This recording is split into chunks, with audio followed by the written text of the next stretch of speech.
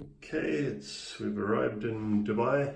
Just got to our room in the Jumeirah Al Naseem new hotel opened a few years ago, and lovely room, absolutely superb, beautiful colours and nice big room, shower, wet room with a nice decent sized bath. It's middle of the night now, so no point in me going out on the veranda and doing too much.